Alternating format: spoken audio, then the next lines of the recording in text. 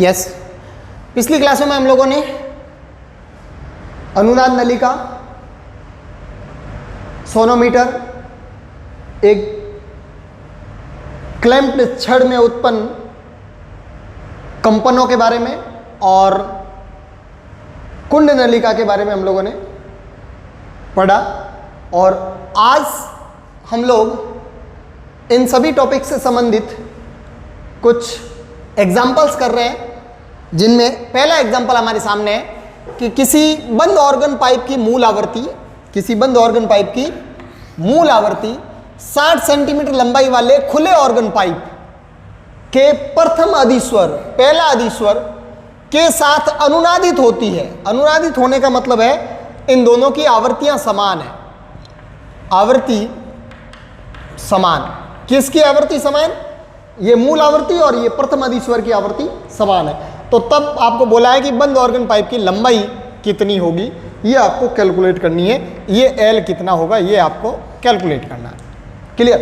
आपको बोला है कि बंद ऑर्गन पाइप में उत्पन्न मूल आवृत्ति, बंद ऑर्गन पाइप में मूल आवृत्ति की ध्वनि तरंग उत्पन्न होती है तो तरंग इस प्रकार से बनती है, ये मूल आवृत्ति के लिए। और इसमें अगर मूल आवृत्ति होती है तो यहाँ एक नोड होता है, इधर एंटी नोड होता है, इधर एंटी नोड होता है, खुले सिरे एंटी नोड की भांति, और मध्य में एक नोड बनता है। और अगर मान लो प्रथम अधिस्वर की मैं बात करूं तो कम से कम 2 नोड होने चाहिए। तो एक नोड यहाँ पे है, एक नोड यहाँ पे है, तो तरंग बनेगी कुछ इस प्रकार से। ये एंटी नोड, फिर नोड, एंटी नोड और फिर एंटी नोड, ऐसे और ऐसे इधर से ऐसे। ये एंटी नोड, ये एंटी नोड, और ये एंटी नोड, ये एंटी नोड, ये एंटी नोड, और यहाँ पे ये और ये नोड। क्लियर? ये नोड, ये नोड, इसमें ये नोड और ये एंटी नोड। तो इसमें ये जो लंबाई है इसकी एल, वो नोड और एंटी नोड के मध्य की दूरी यानी लैम्डा बाई 4 के बराबर है। तो लैम्डा बाई 4 बराबर एल, देन लैम्डा बराबर 4L। और इसमें ये जो लंबाई है 60 सेंटीमीटर, वो यहाँ से लेकर के यहाँ तक एंटी नोड से एंटी नोड लैम्डा बाई 2 और फिर एंटी नोड से anti node lambda by 2, this is lambda is equal to 60 centimetre. Clear? अब मैं बात आवृत्ति की करूं तो इसमें आवृत्ति, मूल आवृत्ति है that is ν1 is equal to V upon lambda, और लैम्डा कितना है 4L। ये इस बंद ऑर्गन पाइप की मूल आवृत्ति है। और इसमें इस अधिस्वर की आवृत्ति की मैं बात करूं तो यहां पे आवृत्ति ν2 is equal to V upon lambda, यहां पे 60 सेंटीमीटर है।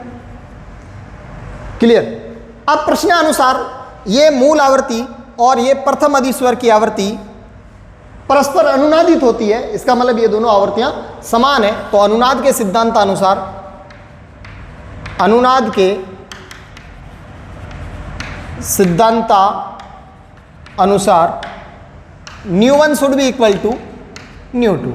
ν1 की वैल्यू V अपॉन 4L और ν2 की वैल्यू V अपॉन 60 सेंटीमीटर। यहाँ से V कैंसिल हुआ और आपके पास आया 4L is equal to 60 centimetre. 4 का उधर डिवाइड करूँ तो L is equal to 15 centimetre. ये फाइनल आंसर है कि क्लोज ऑर्गन पाइप की जो लेंथ है वो 15 सेंटीमीटर होगी, तब 60 सेंटीमीटर वाले ओपन ऑर्गन पाइप के साथ या ओपन ऑर्गन पाइप के प्रथम अधिस्वर के साथ अनुनादित होती है। तो ये पहला एग्जाम्पल हुआ। यस, नेक्स्ट एग्जाम्पल है हमारे पास एक कुंड नली का प्रयोग सेटअप है। ये देखिए, जैसे ये कुंड नलिका है जिसमें ये एक इधर धात्विक छड़ है और इसके अंदर ये लाइकोपोडियम पाउडर भरा हुआ है जिसके ये ढेर बने हुए हैं। ठीक है, इसके अंदर ये प्रगामी तरंग जनरेट हुई है। तो ये कुंड नलिका प्रयोग में प्रयुक्त 1 मीटर लंबी छड़, इस छड़ की लंबाई length of rod is equal to 1 metre. 1 metre लंबी धात्विक छड़ का घनत्व दिया हुआ है रो, ये ठीक है। छड़ के कंपनों के कारण नलिका में विद्यमान पाउडर 8 सेंटीमीटर के अंतरालों में शिखर बना लेते हैं। यानी ये जो हिप्स बनते हैं, ये एक हीप से लेकर के दूसरे शिखर के बीच की जो दूरी है वो 8 सेंटीमीटर है, ऐसा बोला गया है। ठीक है, शिखर बना लेते हैं। यदि नलिका में विद्यमान गैस में ध्वनि का वेग, हाँ यहाँ पे ये जो गैस भरी हुई है, इस गैस के अंदर ध्वनि का वेग, वेलोसिटी ऑफ Vg, ध्वनि का वेग that is equal to 400 metre per second है। ठीक है, ध्वनि का वेग 400 मीटर प्रति सेकंड हो तो इस छड़ का यंग प्रत्यास्थता गुणांक y कितना होगा, ये आपसे पूछा है। क्लियर? तो हम लोग जानते हैं कि ये वाली छड़ और ये वाली जो ट्यूब है, इसमें उत्पन्न तरंग की आवृत्ति और इसमें उत्पन्न तरंग की आवृत्ति आपस में बराबर होती है। तो ये छड़ यहाँ से लेकर के, ये छड़ का खुला सिरा हमेशा एंटी नोड, ये नोड और ये एंटी नोड की भांति बिहेव करेगा। तो ये छड़ की जो लंबाई है वो एंटी नोड से anti node λ/2 of rod is equal to L of rod. तो यहाँ से lambda rod is equal to 2l rod, ये आया। और इसमें ये निष्पंद है जहाँ हीप बना है, ये निष्पंद है जहाँ हीप बना है। तो ये जो दूरी है वो है lambda of gas by 2 is equal to L of hips. ठीक है, तो यहाँ पे जो गैसीय मीडियम में ध्वनि की तरंग का जो लैम्डा है वो 2 टाइम्स ऑफ एल हिप्स है। क्लियर? ये वाली ध्वनि तरंग, ये वाली तरंग जो इस छड़ में उत्पन्न तरंग है और ये वाली ध्वनि तरंग, इन दोनों की आवृत्तियां समान है बिकॉज स्रोत एक ही है। तो आवृत्ति अगर मैं समान करूं तो यहाँ पे ν1 is equal to ν2, ν1 v of rod upon lambda of rod is equal to v of gas upon lambda of gas. यहाँ वैल्यू रखे, छड़ में ध्वनि का वेग v of rod upon lambda of rod is equal to 2lr, 2 times of length of rod is equal to velocity of gas, velocity of sound in gas upon lambda gas 2lh। हिप्स के बीच में distance, यहाँ 2 से 2 cancel हो जाएगा और मुझे यहाँ से वेलोसिटी गैस में या इसमें किसी एक में अगर वेलोसिटी पूछी जाए तो मैं यहाँ से कहूँगा कि velocity of wave in rod is equal to LR upon LH into velocity of gas. ठीक है, वैल्यू पुट करें तो यहाँ से आपके पास आएगी velocity of wave in rod is equal to LR length of rod that is equal to 1 और LH separation between hips 8 centimetre. तो 8 गुणा 10 की घात -2 मीटर में हो गया और वेलोसिटी हो गई अपने पास 400। तो यहाँ से इसको मैं लिख सकता हूँ 400 मल्टीप्लाइड बाई 100 अपॉन 8। तो यहाँ से 8 पंजे 40, तो ये आएगा अपने पास 5000 मीटर प्रति सेकंड। छड़ के अंदर इस वेव की वेलोसिटी आई। और किसी भी छड़ के अंदर जो वेव की वेलोसिटी होती है वो होती है अंडर रूट ऑफ, इसको मैं आगे और सॉल्व करूं, अंडर रूट ऑफ यंग प्रत्यास्थता गुणांक बटा घनत्व दैट इज इक्वल टू 5000 और इसका दोनों साइड स्क्वायर कर लें तो यहाँ से ये y upon rho is equal to 25 into 10⁶ और यहाँ से यंग प्रत्यास्थता गुणांक आपको पूछा है तो वो रो इंटू 25 इंटू 10⁶ और यहाँ से रो की वैल्यू पुट करी जाए तो रो आपको दिया हुआ है 7.5 ग्राम को किलोग्राम में बदलेंगे 10⁻³ बटा सेंटीमीटर क्यूब 10⁻⁶ 10⁻⁶ इंटू 10⁶ और इन 25 गुणा 10⁶, ये 25 गुणा 10⁶ और इसको हम लोग आगे ले जाएंगे, ये 10⁻⁻6 ऊपर जाएगा तो ये +3 और यहाँ ये ऐड हो जाएगा +9, 7.5 इंटू ये हो जाएगा 7.5 इंटू 25 इंटू 10⁹ और इसको आगे अपन सॉल्व करें तो यहाँ से ये 7.5 और इसको 25 से इसको मल्टीप्लाई करेंगे तो यहाँ से ये जो आपका फाइनल आंसर आएगा y इज इक्वल टू आ जाएगा इसको इससे मल्टीप्लाई करेंगे तो 1.875 मल्टीप्लाइड बाई 10⁻11 यंग प्रत्यास्थता गुणांक का मात्रक न्यूटन पर मीटर स्क्वायर। ये आपका फाइनल आंसर हो जाएगा इस छड़ के पदार्थ का यंग प्रत्यास्थता गुणांक। ये जो छड़ यहाँ प्रयुक्त हो रही है इसका पूछा गया आपको, तो इसकी वैल्यू आपको वहाँ पे मिलेगी। यस, नेक्स्ट एग्जांपल हमारे पास जिसमें बोला कि 48 सेंटीमीटर लंबा खुला ऑर्गन पाइप और इसकी जो मूल आवृत्ति है वो 320 हर्ट्ज है और वायु में ध्वनि की चाल भी 320 मीटर प्रति सेकंड है। तो पाइप की त्रिज्या ज्ञात कीजिए।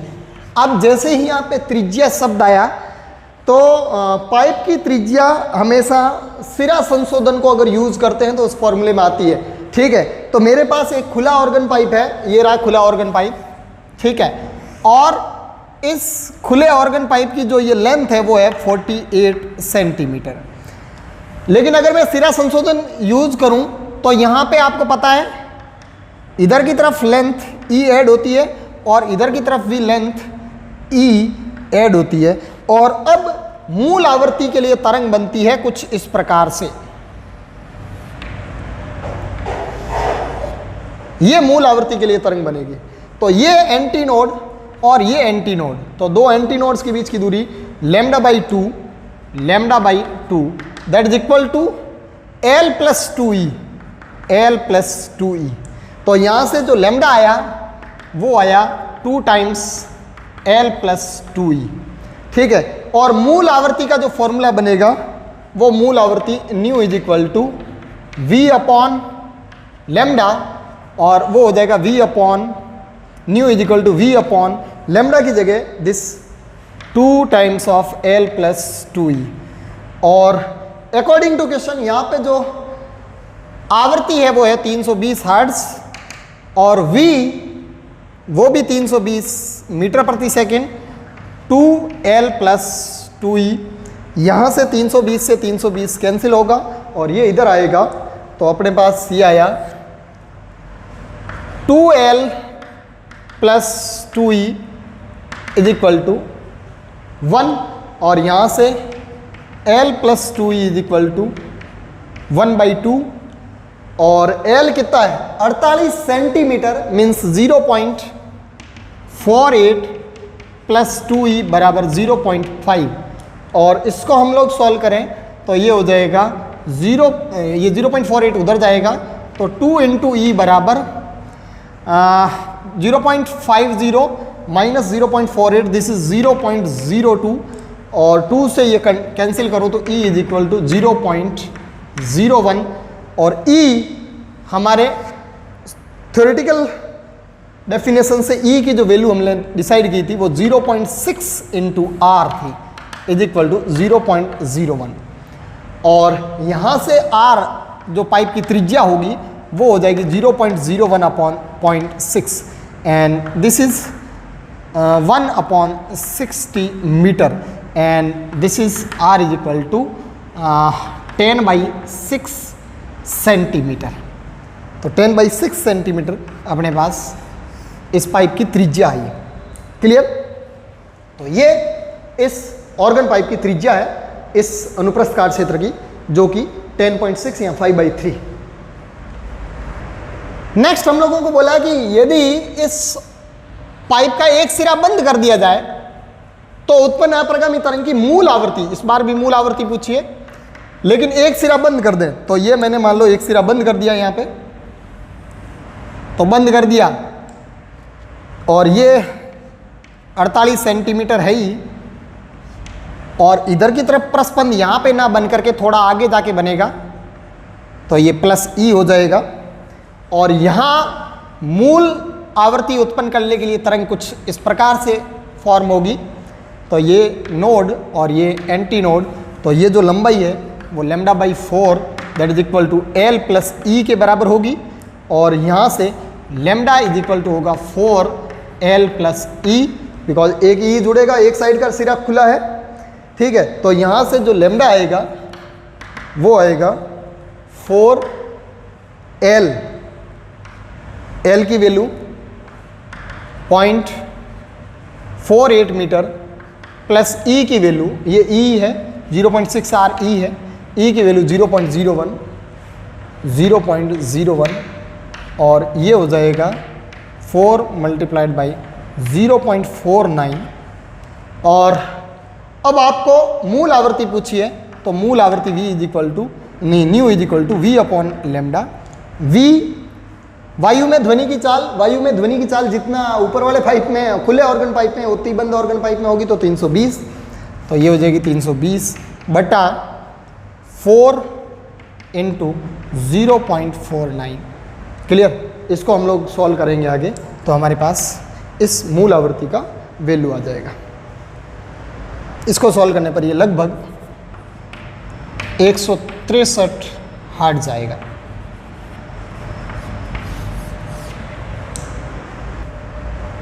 यस, नेक्स्ट एग्जांपल है हमारे पास एक 60 सेंटीमीटर लंबी ऊर्ध्वाधर नलिका दोनों सिरों से खुली है। ऊर्ध्वाधर नलिका का निचला सिरा पानी में डूबा हुआ है। निचला सिरा पानी में डूबा हुआ है। जैसे मान लो ये एक नलिका है और इस नलिका का नीचे वाला सिरा पानी के अंदर डूबा हुआ है। ये ऐसी एक नलिका है जिसकी टोटल लंबाई 60 सेंटीमीटर है, यहाँ से लेकर के यहाँ तक।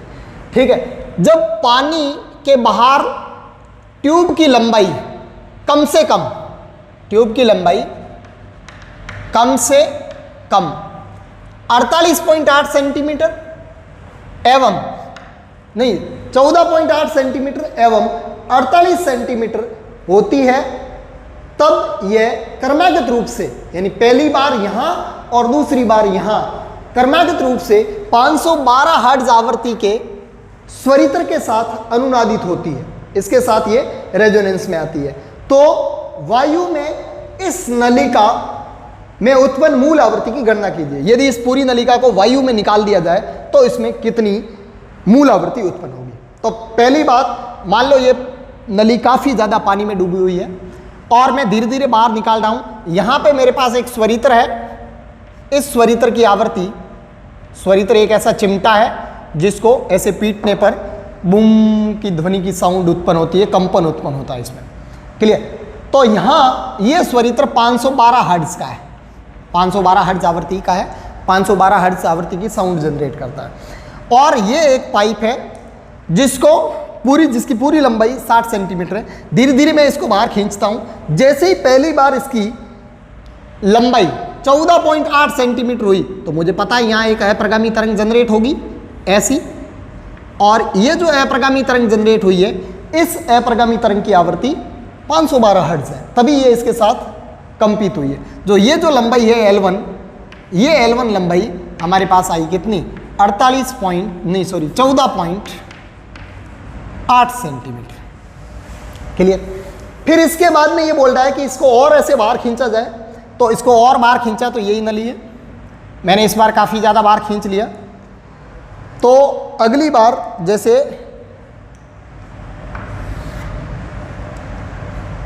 यही तरंग आगे जाएगी और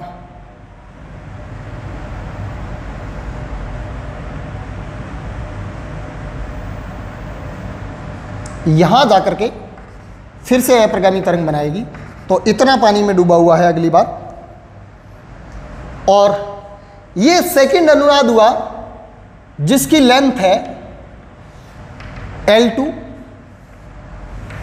is equal to 48 centimetre.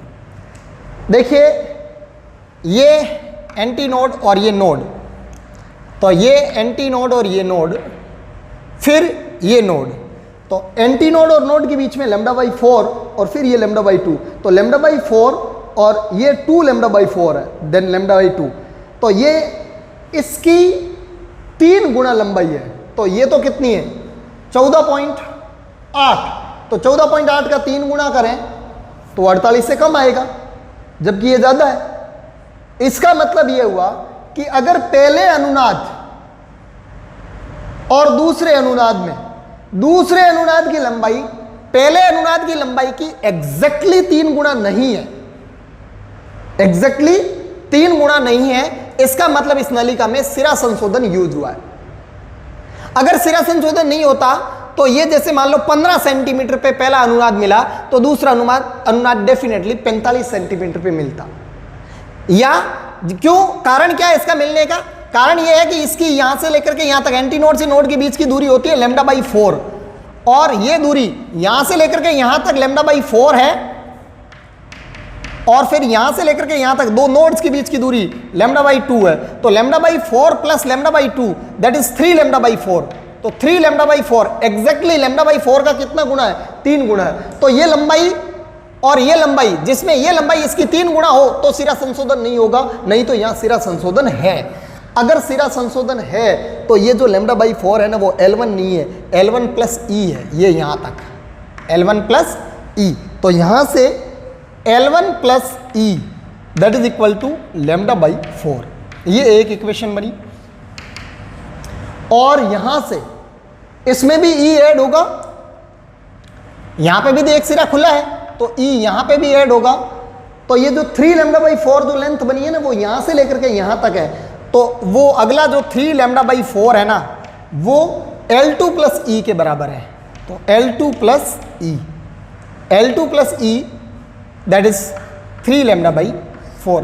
This is equation number 2। यहां हमें L1 और L2 की वैल्यू पता है तो अपन एग्जैक्टली ई की वैल्यू कैलकुलेट कर सकते हैं।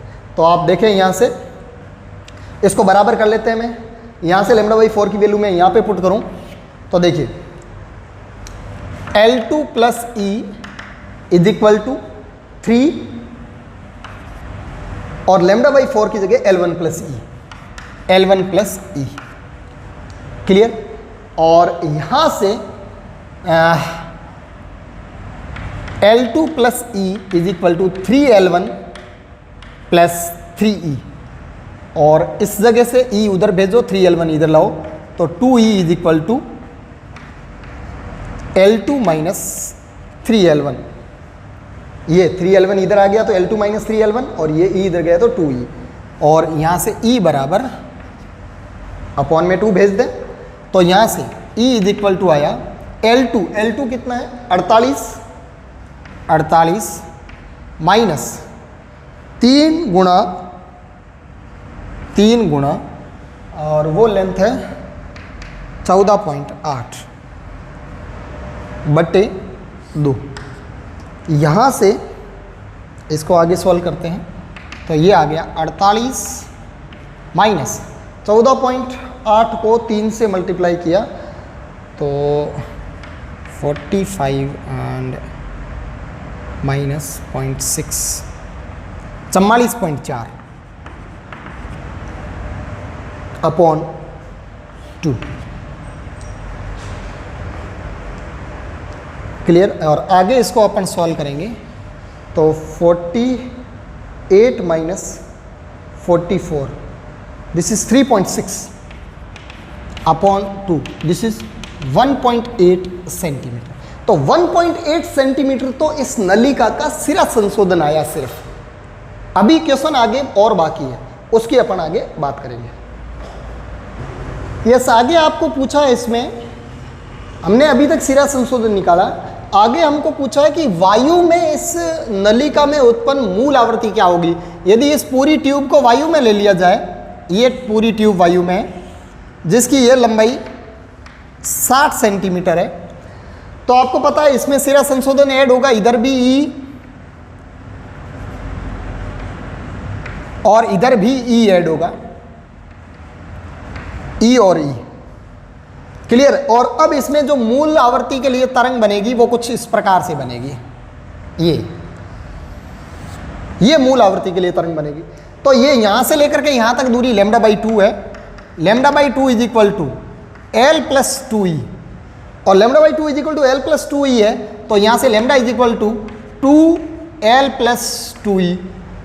अब आपको आवृत्ति ज्ञात करनी है, तो आवृत्ति बराबर आवृत्ति nu is equal to V upon lambda, और यहां से nu is equal to V upon lambda की जगह 2L प्लस 2E। मेरे पास L की वैल्यू भी है, E की वैल्यू भी है, लेकिन V यहां पे इस नलिका में वायु में ध्वनि की चाल है, तो वायु में ध्वनि की चाल कोई कांस्टेंट राशि नहीं है। 330 से 340, 45, के बीच में वेरी करती है। तो यहाँ इस परिवेश के अंदर वायु, टेम्परेचर, नमी जो भी है उसकी वजह से कितनी चाल है वो हम लोग डायरेक्टली 330, 332 नहीं रख सकते, हमें यहाँ से कैलकुलेट करनी पड़ेगी। मुझे पता है कि यहाँ ये वाली तरंग इस स्वरित्र के साथ अनुनादित हुई है, यानी इस स्वरित्र की जो आवृत्ति है वो 512 हर्ट्ज है।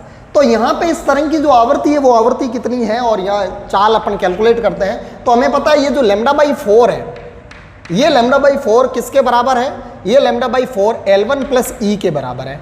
तो यहाँ से जो लैम्डा आया है वो कितना आया है, यहाँ से जो लैम्डा की वैल्यू आई है वो 4 L1 + E के बराबर आई है।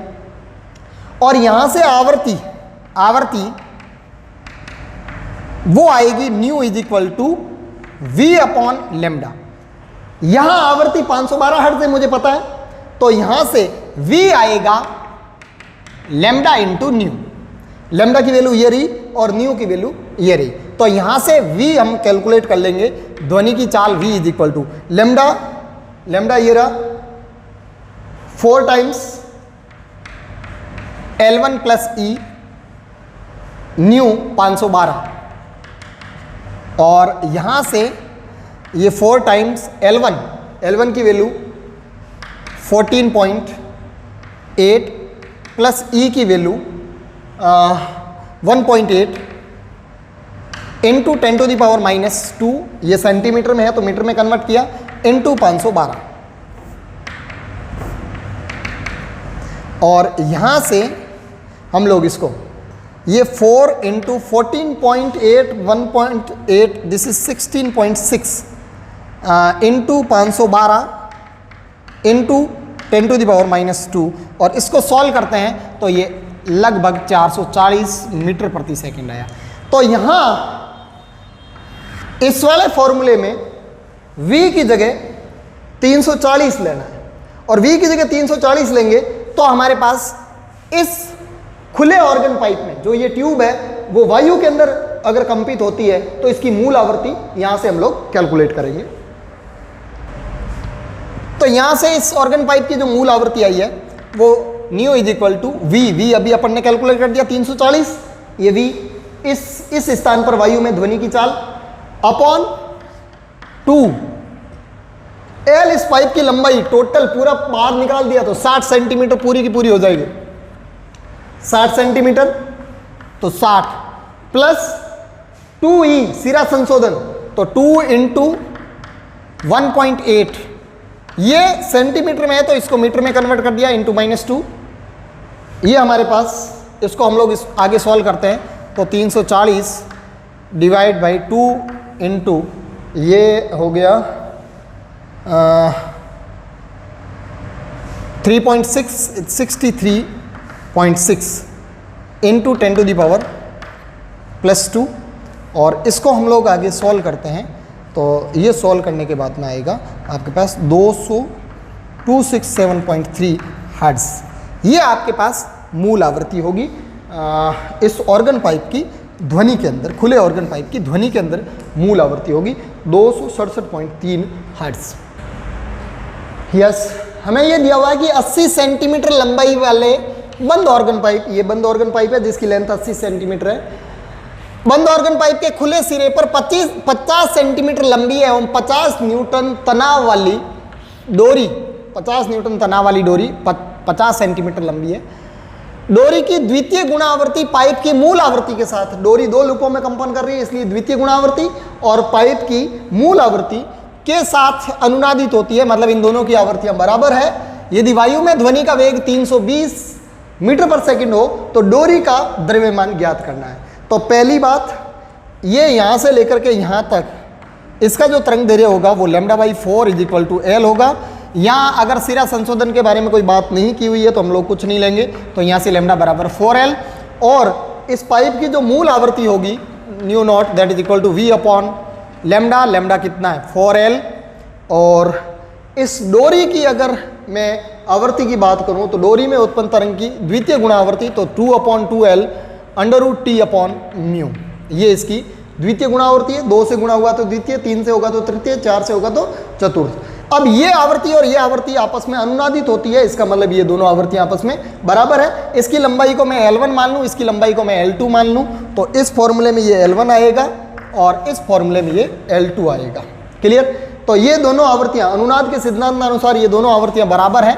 तो अनुनाद के सिद्धांत से अनुनाद के सिद्धांतानुसार nu is equal to nu naught, और यहाँ से न्यू की वैल्यू कितनी है, यहाँ से न्यू की वैल्यू, ये 2 से 2 कैंसिल, तो 1/L2 under root T upon mu is equal to, ये न्यू नॉट की वैल्यू है V/4L1। यहाँ से वैल्यू पुट करें तो यहाँ से ये 1/L2, L2 किसका है, डोरी का, 50 सेंटीमीटर यानी 1/2 अंडर रूट टी 50/म्यू, म्यू हमें कैलकुलेट करना है। V वायु में ध्वनि का वेग, वायु में ध्वनि का वेग 320 गिवन है, 320/4L, 4L कितना है, L 80 सेंटीमीटर, 80 सेंटीमीटर आपका हो गया 8/10 मीटर। यहाँ से इसको अपन सॉल्व करेंगे तो ये 8 चौक 32, पूरा 32 कैंसिल हुआ, ये इधर ऊपर जाएगा तो ये हो गया 100, और इधर से ये 2 ऊपर जाएगा तो ये हो गया 2/50/म्यू इज इक्वल टू 100। ये 2 से कट जाएगा 50 बार, और इसको स्क्वायर करेंगे तो 50/म्यू इज इक्वल टू 50 × 50, 1/50 कैंसिल हो जाएगा, तो यहाँ से म्यू बराबर आएगा 1/50। अब म्यू बराबर होता है m/L, तो m/L बराबर 1/50। तो हमें m ज्ञात करना है, तो m बराबर L/50, और डोरी की जो लंबाई L है वो 50 सेंटीमीटर है, यानी ये हो जाएगा m बराबर 50 × 10⁻²/50, और ये 10⁻² kg, m बराबर 10⁻² kg, और इसको अगर ग्राम में बदलूं तो m बराबर 10 ग्राम आपका फाइनल आंसर आएगा कि इस डोरी का जो टोटल द्रव्यमान है वो 10 ग्राम है।